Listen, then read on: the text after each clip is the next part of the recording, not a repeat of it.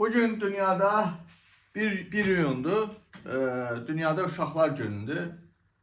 Mən bununla bağlı, əslində mən inans irgənirəm bu video çəkməyə, həqiqətən irgənirəm ha, çünki bu xalqa görə həqiqətən dəyməzmiş.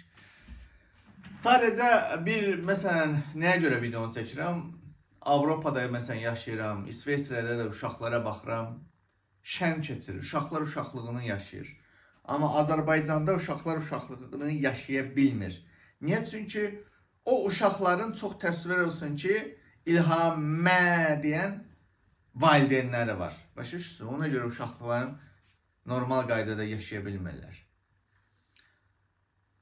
Elgünü məsələn, ən sonuncu cinayət, Azərbaycan hakimiyyəti, polisləri Elgünü vəhşicəsinə qətlə yetirdilər. O da bir uşaq idi, 16-17 yaşı var idi. Və bugün güya 1 iyun miting falan heç kimdə çıxmadı. Çıxmayın, özünüz bilin. Çıxmırsınız, səsinizi çıxarmırsınız, susursunuzsa o zaman oturun, sıranızı gözləyin, növbənizi gözləyin. Gözləyin ki, bir gün bu hakimiyyət sənin də qapını döyəcək. Növbəti Elgün sənin öz övladın olacaq.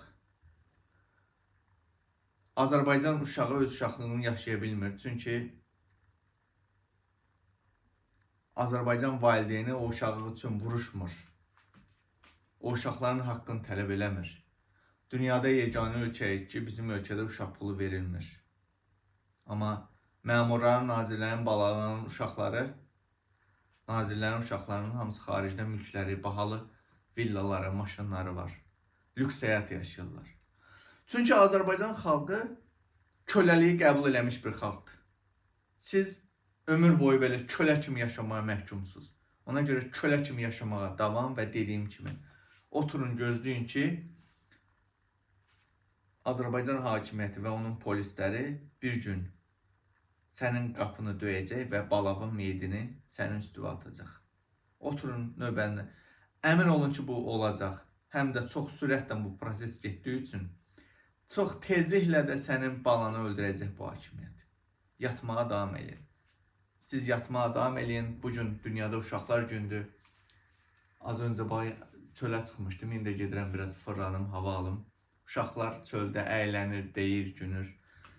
Çox təəssüflər olsun ki, mənim üzüldüyüm digər bir məqam Qəzzada